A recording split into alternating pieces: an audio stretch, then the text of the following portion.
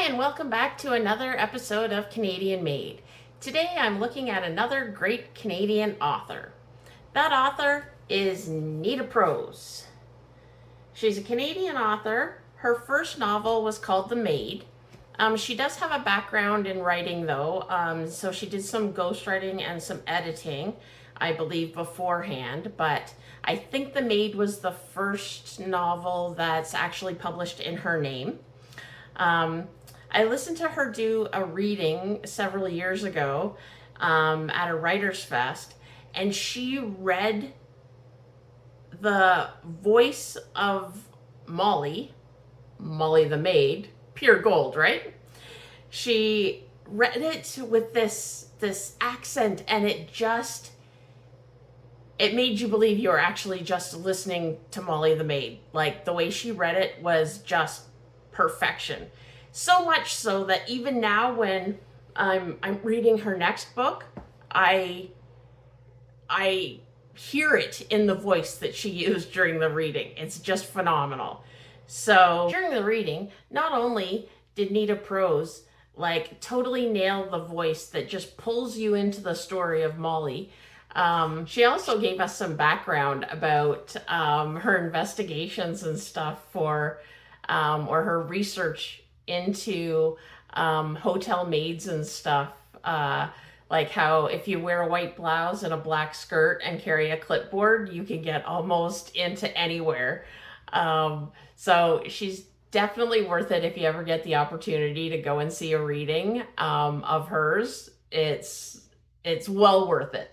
It's not like some authors that just, sit there and read a portion of their book and, you could have read it yourself. She is so dynamic and so funny, and the voice she uses is perfection. So if you ever get a chance to see one of her readings, definitely worthwhile. In fact, now I'm reading I'm listening to the third book, The Maid's Secret, on Audible, and it's a little confusing because it's in the author's voice, but not the way that Nita Prose read it in her reading. And so it's like when I was reading this one, I totally heard what she was saying in the voice that she did the reading in, and now to hear it with a different voice is kind of odd. So if she writes any more, I'll probably read them instead of listen to them, just so I can hear the voice that Nita Prose gives to Molly, because it's amazing. So I wanted to share that with you. Since The Maid, she's gone on to write The Mystery Guest and The Maid's Secret. And she also has a novella called The Mistletoe Mystery, so you might want to check that one out too. Today I'm going to be talking about The Mystery Guest. I just finished reading it. It's a great follow-up to The Maid. It dips more into Molly's past and her family's past, and there's lots of twists and turns and unexpected things come up, and it keeps you glued to the pages. Now, she received many, she, as in Nita Prose, received many awards, and no doubt she'll receive even more because these are just wonderful. And I love that on the bottom, it's got Polished to Perfection by Shari LaPena. Now, if you don't know who Shari LaPena is, she's another great Canadian author that you need to check out. Her books are great as well. I think that Nita Prose is just as good an author as Colleen Hoover or Frida McFadden. That's the kind of books she writes. They're mysteries, and they're just so well written. So today I'm talking about this book in particular, The Mystery Guest, and I'll just give you an idea what it's about. With the flair for cleaning and etiquette, Molly Gray has become the esteemed head maid of the glorious 5-star Regency Grand Hotel.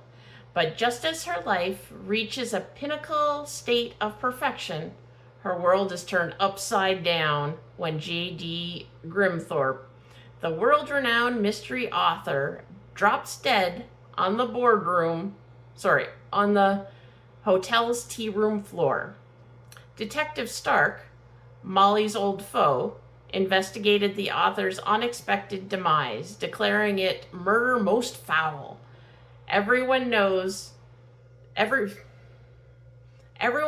to know who killed J D Grimthorpe. Molly alone holds the key to unlocking the killer's identity. But that key is buried deep in her past because long ago she knew J D Grimthorpe. With the entire hotel under investigation, Molly must solve the mystery post-haste. If there's one thing she knows for sure, it's that secrets don't stay buried forever.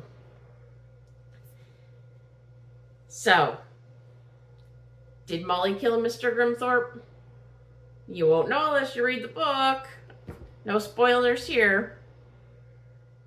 So this is a great book to curl up on the couch and read, or hopefully upcoming on the beach in the summertime.